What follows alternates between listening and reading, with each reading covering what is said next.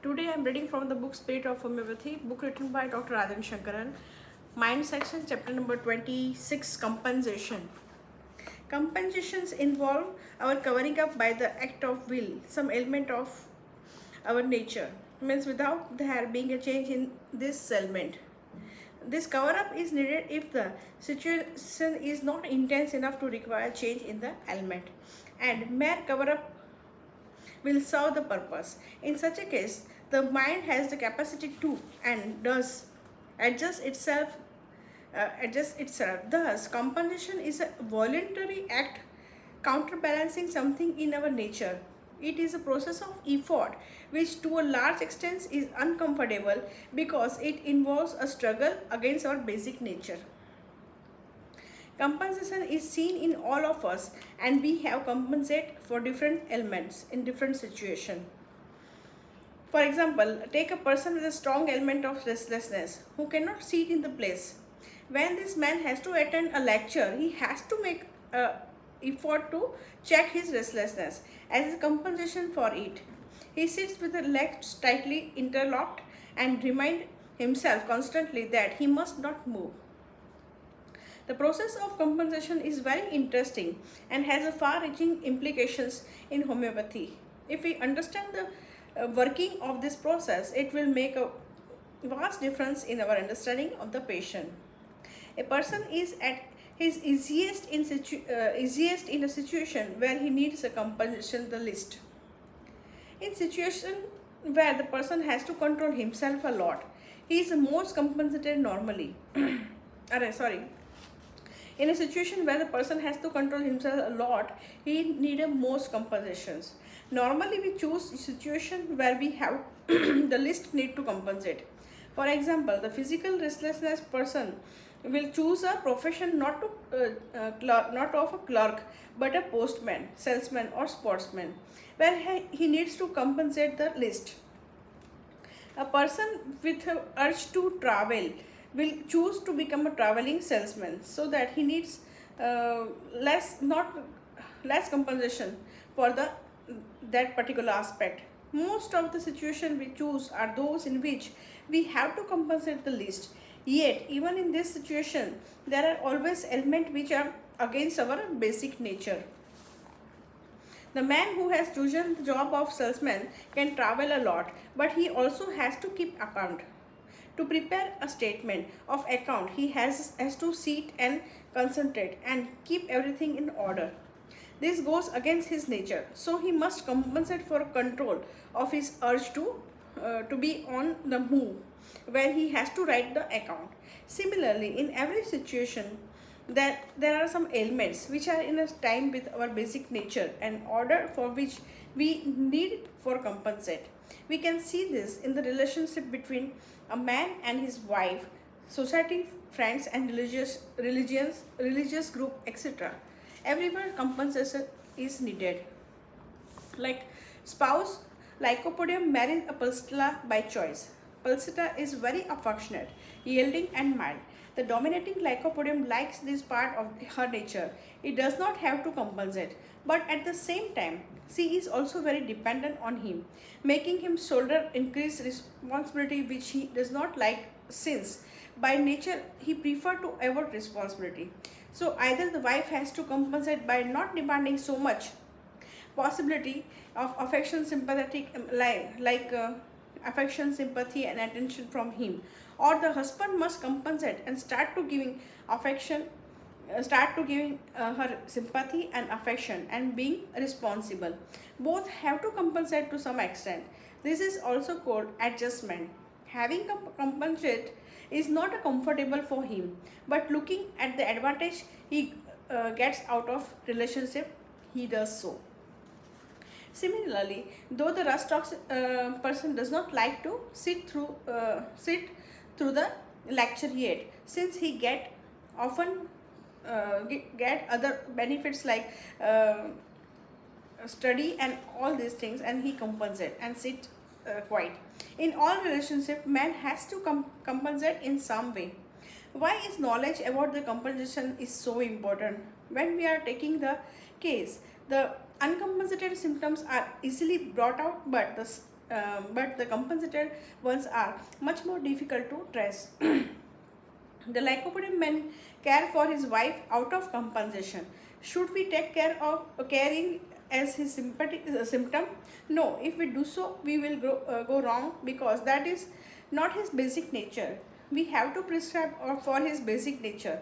In fact, we must be able to see that the real symptom is just the opposite of that particular. We had a case of couple, both pulsatilla and pulsatilla, as we know, is a mild and irresolute person. The beauty was that the husband was more intensely pulsatilla than the wife. So in that relationship, the wife had to take all the decision. When I asked the husband, does your wife take decisions slowly or quickly? He said quickly, because she was the one who took the decision and had to do it quickly, even though it was not in her nature. For if she did not take the decision, none would get taken, because this man was high grade of the pulsatilla. The husband saw her as a very irritable, stubborn and decisive. But I saw her. She sat in front of me and asked, Doctor, what shall I do? Tell me. She was very mild and yielding in my presence. But in his presence, she could not afford to be so mild. Either she is really lycopodium, who is pretending to be a pulsatilla in front of me, or she is a pulsatilla and must appear as a lycopodium to me. How do I make out what is the truth? I had to ask myself, which situation demand greater compensation on her part? I am not coming in my clinic, dominating in my clinic, and yet she was much more mild in the clinic than she needed to be a pulsatilla. In her husband's presence, she was dominating as she needed to be the dominating at that particular time, and appropriate acting very much needed in proportion to the situations. And wherever is a proportion or appropriate to a situation is more likely to be compensation, means unless the situation has been created by her. In my presence, she was bending too low. Doctor, please tell me what I should do. Almost begging. This is not compensation. Compensation is useful and appropriate to the situation. A person compensates only if the situation demanded and the situation did not demand it. There was not need to for her to be so mild and begging.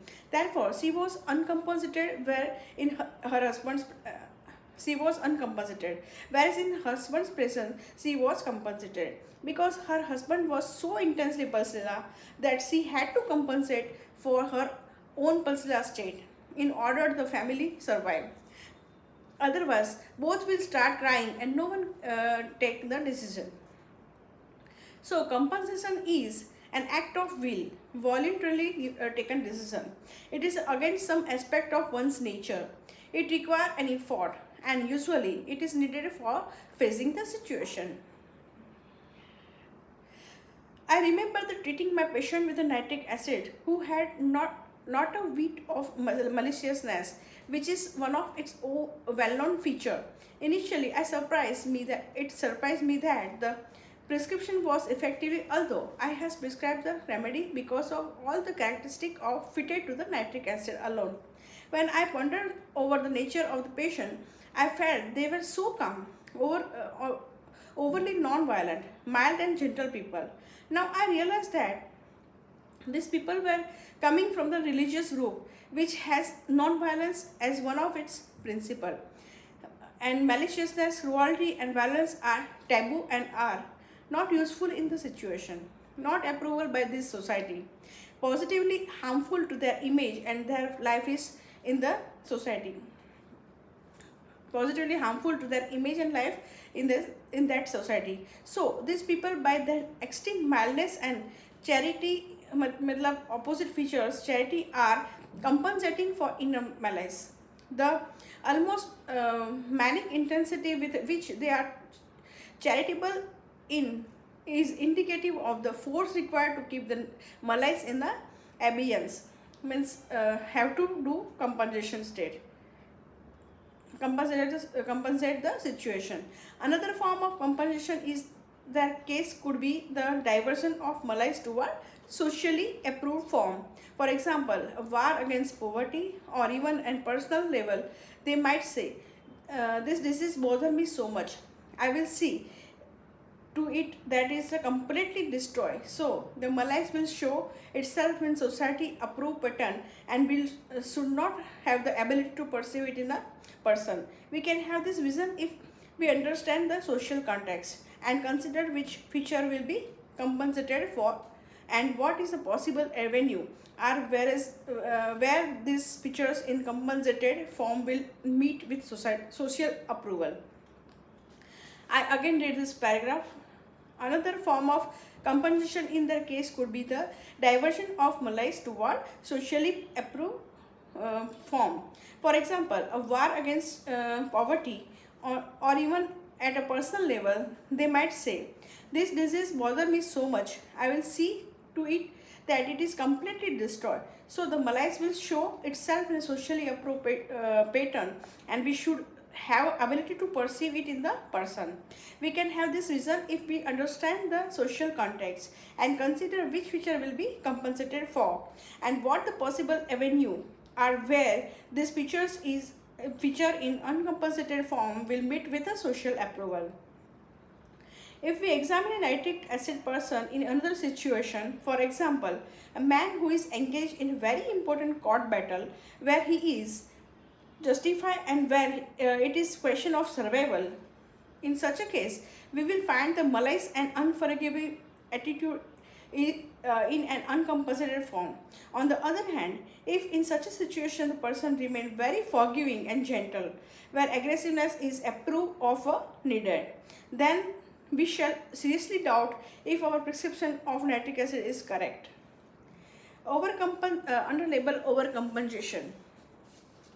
If component is very intense or it is considered to be very bad in the society in which the patient lives, or the patient is extremely sensitive to its presence, then overcompensation take place. This means that a pattern of the behavior will be voluntarily developed which is exactly opposite to the patient's real nature. For example, if your nature is very cruel and you belong to the religion which consider cruelty as the most grievous sin, then you need to cover up your cruelty so completely that you choose to become a saint. So overcompensation take place when the situation you are in is very much against your basic element. It will involve a great effort and usually make you feel uncomfortable. How do we find uncompensated symptom? We need to ask the following. What is the situation the patient has chosen for himself? There must be a lot of uncompensation in that. What are the things in the situation he is happy or comfortable with? Those will be the tuned with the uncompensated state. What are the features which, despite knowing that they are not good in that situation, he still cannot help? This will be the uncompensated symptom. What are the things in his nature that are socially frowned upon but still they cannot avoid? This too will be the uncompensated state. Now, sign of compensation. When patients act according to demand of the situation, this may not be his basic symptom. You have to examine whether he would act in the same way in a place where there was no need to do so. If a person is working in a busy office, for example, he has to very particular about keeping his paper in order. This cannot be considered as a fastidious, but if he is very particular at home too, where he cannot afford to be careless, we can say fastidiousness is his basic nature. This is uncompensated. But where he has to do an effort to be neat and clean because the situation demanded, this is a compensation. So we have to probe deeply into the aspect before taking a symptom as a basic symptom of the case. We must see whether the situations demanded, it is likely to be compensation. He is comfortable with it, then it is an uncompensated state. His behavior related to the situation which does not demand it, it is an uncompensated state. Separating compensated symptom from uncompensated compensated one is of a great value in case taking. we will be able to do this exercise. If we look at ourselves and examine which things we do with an effort, and this way we will come to know our own uncompensated nature as well, or our uncompensated action.